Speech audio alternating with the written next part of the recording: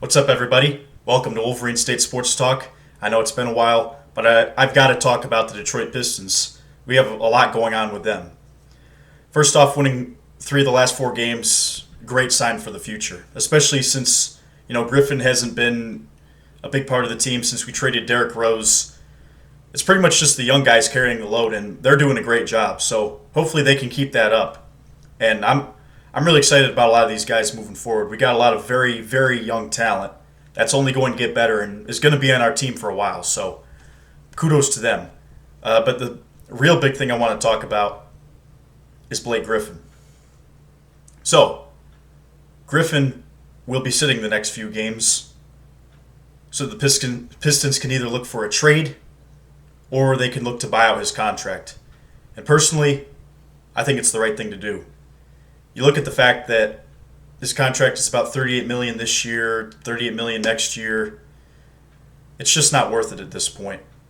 And I know the dead cap is going to be tough because it's, in the NBA, the money is guaranteed for the most part. So you're already going to lose there. But it's the right move for both Griffin and the Pistons because if you're Griffin, you're on a team that's not going to be looking to compete for at least 2 or 3 years. This is a rebuilding process. When he was brought here, they were looking to compete. They already had Andre Drummond, a few other guys. It was pretty much just a Hail Mary from Stan Van Gundy to try to save his job, and we saw how that worked out. But for Griffin, you want to be a part of a competitive team, a competitive organization. He's definitely not the player that he used to be. He's not as explosive. I was watching First Take today, and they said he hadn't dunked since 2019. That's what Max Kellerman said, which I thought was absolutely unbelievable because he was a part of Lob City. That's what the Clippers were known as. And even in Detroit, he wasn't dunking quite as much, but he still was able to score pretty consistently, get a lot of assists, impact the game in a lot of different ways. But all those knee injuries have just wiped out his athletic ability. And basically, it's all about his instincts and his knowledge at this point. He doesn't have a whole lot of athleticism left after those knee injuries. He's nearing the end of his career, in my opinion. But he's still good enough to be a serviceable player on a team that's looking to compete. So for him and the Pistons, it's the right move going forward. And this is really going to help the Pistons in the future because you get these young guys a lot more minutes. And we've got to talk about Saddiq Bey. Oh my goodness. Unbelievable. It just seems crazy that the Pistons finally got somebody in the draft that can make a big impact. And as a rookie, he won Eastern Conference Player of the Week. This guy can shoot the three. This guy can drive inside. Saddiq Bey, looking like one of the steals of the draft. I'm not going to lie. Maybe not the steal, but definitely a lot of the guys picked ahead of him are not anywhere close to his level. This guy was definitely undervalued, and great job by Troy Weaver getting him. I know he had to give up Luke Kennard, who is a good player, but is kind of having a plateau season with the Clippers. Not really sure how much his scoring is going to continue to improve. So definitely getting Saddiq Bey and making those trades, definitely the right move. Thank you, New York Nets or Brooklyn Nets, excuse me. Thank you guys for helping us get Saddiq Bey. I appreciate it. And then you look at some of the other young guys on this team. Jeremiah Grant has been absolutely terrific, scoring about 25 to 30 points a game. So that's a bright spot for our team going forward. You look at Mason Plumlee getting double-digit rebounds every night. There's a lot of young guys on this team that are playing well. Now look, this is not a championship roster. Don't delude yourself. This team is 8-19, and although there's some optimism about these guys alone are not enough to win a championship. But there's a few missing pieces, and the Pistons now have some room to get those pieces. Blake Griffin's contract is going to be coming to an end, so they're going to have some room in a couple of seasons. I looked at their cap situation. The NBA salary cap is weird because a lot of teams usually go over because the salary cap is soft. So generally, it's not bad to be a little bit over. But if the Pistons do this right, and they re-sign Josh Jackson, who I think has been good, they re-sign Wright, or they might trade right before then, they could be looking at $70-80 million of cap space in 2 years for the 2022-23 season. And you're going to have a lot of this core that's already on the floor on the team. But that's not it. You also got 2 lottery draft picks. And that's something the Pistons have never really gotten a lot of. I know they had a lottery pick this year, but I mean like top 3 or 4 picks. The Pistons will likely get one this year. And then next year, assuming they don't make some splash in free agency, they're probably going to have another top draft pick. I'm not talking about in the 7 to 8 range either. The fact is, in the NFL draft, there's a pretty high chance that you draft someone in the top 10 picks that's going to be a failure. In the NBA, for the first 4 or 5 picks, usually that's not the case. Usually if you have one of those picks, it's almost a guarantee that you're going to at least get a very good player, and sometimes a legend. That's really what this team has been missing for a long time. They've been missing a great player that they don't have to pay a lot of money. Now, Blake Griffin, when he came here, was a great player, but they had to pay him. They had to give up the whole kitchen sink to get him. Now you're in a situation. You've got this good young core of guys. You got Bay, Grant, Jackson, Plumlee, Stewart. Hayes might come back and play well. You got Wright, or whatever you get for Wright in a trade. You've got a lot of pieces there. And then you also got some cap space. So looking 2 years from now, you get a couple of NBA lottery picks in the top four picks probably. I know it's a lottery, but most likely if you're one of the worst teams in the league, you're going to at least get a top 3 pick based on the way the odds work. It's not like the NHL draft, which, believe me, as a Red Wings fan, I think is incredibly stupid, but it is what it is. If the Pistons get 4 players, 2 in the draft, and they get 2 star free agents with the cap space that they have, this team could be special. I'm talking this team could be one of the best teams in the Eastern Conference, especially in a conference that doesn't have LeBron James and maybe won't even have Giannis. We don't know where he's going to go. The Pistons could the Pistons could definitely run the table. The fact is, the guys on the floor are only going to get better. The core I was talking about, let's say you re-sign Grant, Plumlee, Bay, Hayes, Stewart, Jackson, and Wright. The average age of those guys is 25.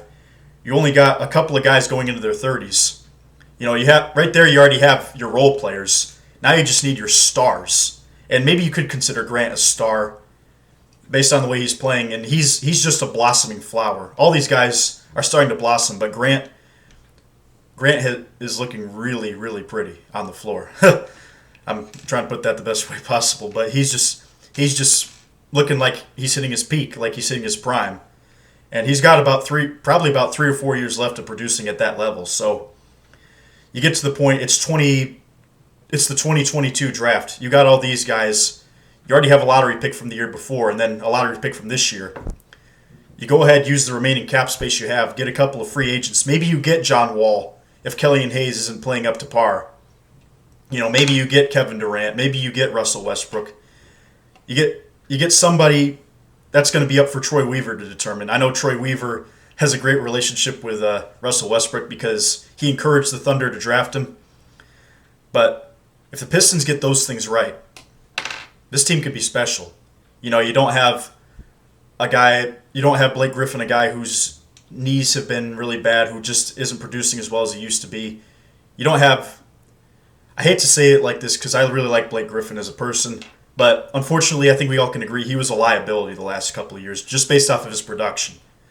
And you get that off your back, you pretty much can start from scratch. So it's going to be up to getting those big name free agents. I'm not just talking about anybody off the street. I'm not talking about, getting maybe a diamond in the rough, maybe someone who you didn't expect to be good. I'm talking about getting someone that is a top 10 NBA player. Because if you get that, you got the bench behind you. You got the role players. And you got those lottery picks, which more likely than not, if you're picked in the top 3 or 4, you're going to be really good. So they could have about 5 or 6 double-digit scores on this team possibly. And a bunch of guys that can hold their own weight and do well on the bench. So the Pistons need to be thinking about 2 to 3 years from now, and I think that's what Troy Weaver is thinking. When you get 3 first-round picks and you give away, you let Christian Wood walk, you let Luke Kennard walk, you're trying to start from scratch. And then also you trade Derrick Rose, and you looks like they're probably going to have to buy out Blake Griffin. I don't know anyone who's going to take him in a trade just with his contract, but a buyout is not a terrible idea. So the Pistons right now are in good shape. You got a guy who was proven to be pretty good in the draft already this year. I'm impressed with what I've seen out of these rookies. I know Hayes hasn't had a great year, but I'm willing to give him some time after he comes back from his injury. Maybe he doesn't quite pan out. But you've already got at least 4 or 5 guys that can at least be on your roster going forward, and then you have a lot of flexibility. So the Pistons have finally embraced the rebuild, and they're doing this thing right. And this is a turnaround that could be pretty quick. I was listening to Mike Valenti talking about how quickly all these Detroit teams will turn around. They think the Lions could turn around pretty quickly, but there seemed to be a lot of doom and gloom about the Pistons, like, Sekou has kind of been a bust. I personally think this team, I'm excited about this team going forward. I'm excited to watch the rest of the season, how well these young guys play, and watch them beat some of the best teams in the league, and also get a top lottery pick. Keeping track of that will be a lot of fun, because the Pistons are still one of the worst teams in the league. And although I hate losing, I kind of hope it stays that way. So we can get that game changer for basically pennies on the dime. All right, thank you all for listening. I want to make my next video about Michigan basketball because I'm just so impressed with the way they came back from that Wisconsin game. We got Rutgers tomorrow. I'm really excited about that. And finally, it kind of feels like there's some optimism in the city. I know all our teams are terrible. The Lions are bad. The Tigers are one of the worst. Pistons are one of the worst. Red Wings are one of the worst teams in the league. But the truth is, I really thought about it. If there's any year to be terrible in sports, or for all 4 of your teams to be terrible, it would be this year, and maybe even the year after that. Because the fact of the matter is, we're not going to be able to go to games probably until 2022 because of the virus. And you look at the fact vaccination is going pretty well, but after vaccination, you also have to suppress the virus or confirm the numbers. It's going to take a while for about 80% of the population to be vaccinated. And then after that point, there's still a few steps you have to take. I think it's just keeping everyone distanced enough until the virus, can't impact the majority of the population. I'm trying to find the best way to explain that. But, the point is, it doesn't make me very optimistic that we're going to be able to go to games next year. So if there's any time to suck, it would be right now.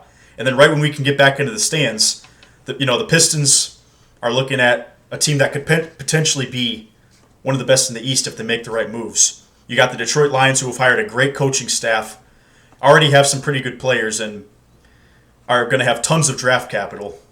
You got the Red Wings, who have a bunch of guys building up in the farm. And you got the Tigers, who are in the same situation as the Red Wings. And the Red Wings also have one of the best general managers in the sport. The Tigers, I'm not sure about Al Avila, but I really like Spencer Torkelson. I want to see this guy out on the diamond. The Tigers' drafts have been awesome, based off of what the MLB experts have said. And the fact is, the future of all these teams in the next probably 2 or 3 years from now, we'll start seeing some real difference. And it's only going to go up from there. Tons of cap space, tons of draft capital, tons of top picks. It takes time to rebuild, and I'm glad all the teams have finally embraced it. This is going to be a lot of fun. I'm really glad that I started this channel covering all these teams because I want to see where this goes. All right, thank you all for listening. You all have a good night. Go Pistons.